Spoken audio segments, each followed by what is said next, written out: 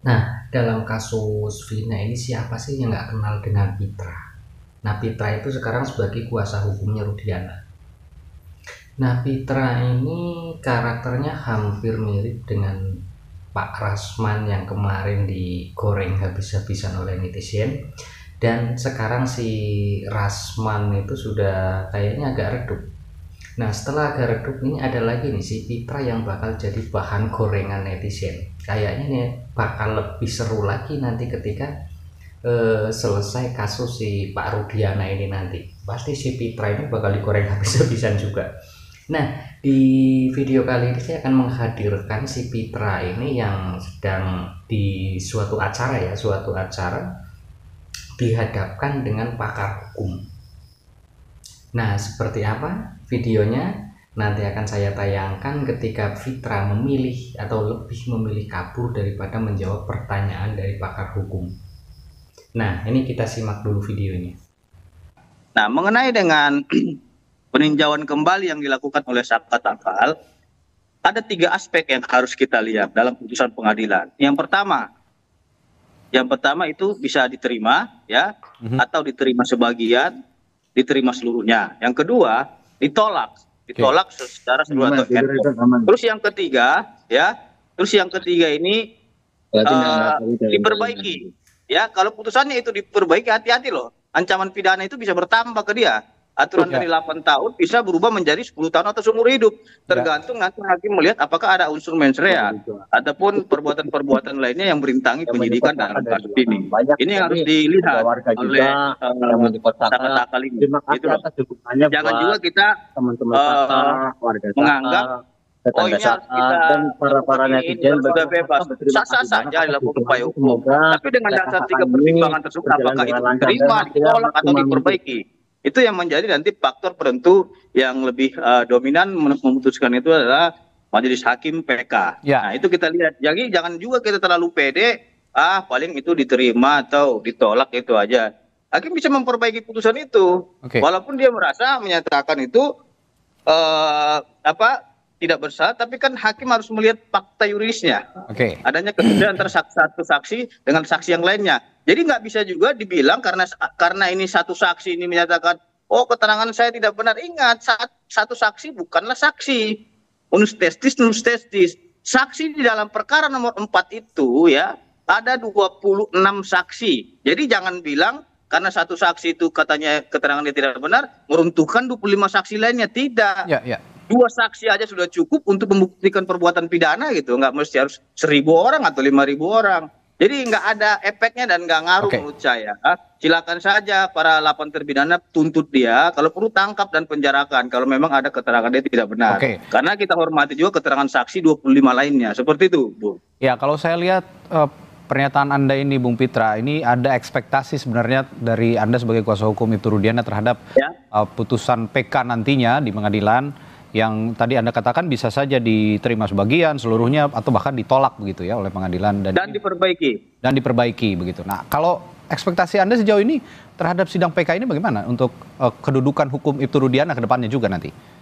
Ya, yang pertama ya, karena memang ada upaya hukum, tentu kan juga pasti ada juga upaya hukum yang dilakukan oleh pihak-pihak lain. Ini hati-hati juga loh kan gitu. Jadi apapun yang dilakukan oleh mereka pasti ada perlawanan juga. Tapi hal-hal tersebut jangan nggak perlu kita sampaikan apa-apa yang dilakukan perlawanan tersebut. Jadi tentunya kita menghormatilah upaya hukum yang dilakukan oleh rekan-rekan kita tim kuasa hukum Saka Takkal, karena memang itu merupakan hak konstitusional yang diberikan negara kepada mereka. Akan tetapi tolong diingat, jangan nanti kalau memang putusannya nggak sesuai ekspektasi disalahkan pula hakim yang mengadili gitu, ataupun dibilang wah ini nggak benar dan lain-lainnya. Ya mudah-mudahan itu bisa sesuai dengan apa yang mereka harapkan. Tapi tolong diingat, apabila putusan itu nanti diperbaiki oleh hakim atau bertambah hukuman penjara kepada yang bersangkutan, ya konsekuensinya yang bersangkutan masuk lagi gitu loh. Itu aja. Pada prinsipnya PK itu kan bertujuan untuk kepentingan daripada terdakwa atau juga terpidana, begitu ya, terpidana. Jadi pada umumnya PK itu tidak mungkin ada putusan lebih berat, ya, dibandingkan dengan hukuman yang sudah pernah dijalani. Dan itu mustahil ya terjadi seperti itu. Nah, itu namanya kalau ada putusan itu maka dapat dikatakan putusan itu lebih kepada lebih kepada yang meringankan ya, apa nama baik itu. Jadi kalau ada hakim yang memutuskan lebih berat, itu ada kekeliruan ya, secara hukum itu kekeliruan. Jadi itu karena itu demi kepentingan daripada pemohon PK itu sendiri. Jadi putusannya ditolak itu sudah cukup kalau memang itu, tapi tidak ada yang memberatkan, itu nggak pernah hampir-hampir lah, nggak jarang lah terjadi ya. Nah, jadi kepentingan apa yang mungkin akan muncul di sini? Ada beberapa hal.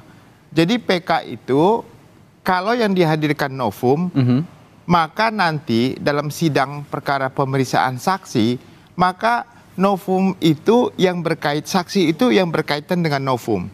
Contohnya, dia menghadirkan novum terkait dengan adanya video yang pernah terjadi di sana.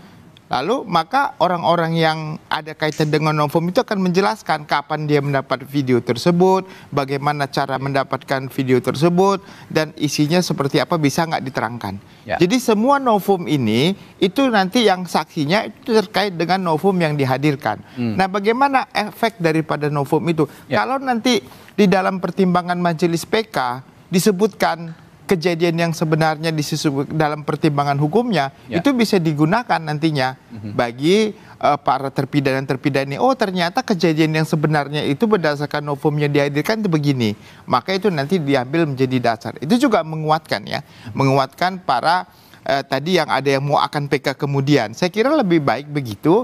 Jadi PK yang ini menjadi stepping stone ya, sebagai batu loncatan nanti putusnya seperti apa bagi terpidana lainnya. Saya kira itu strategi yang cukup baik ya. Untuk bagaimana Anda melihat ini optimisme seorang Saka Tatal dalam menghadapi PK-nya? Satrio, sebelumnya mohon izin, saya pamit undur diri dulu ya. Oh, jadi gini, Bung Pitra ada giat lagi? Iya, ada giat lagi. Mohon izin pamit ya. Oke. Kalau begitu nanti kita akan hubungi lagi Bung Pitra untuk. Nah, sudah kita dengarkan dan di situ udah sangat jelas sekali apa yang dikatakan oleh Pitra dan apa yang dikatakan oleh pakar hukum itu sangat bertentangan. Berbeda sekali yang dikatakan oleh Pitra dengan si pakar hukum tadi.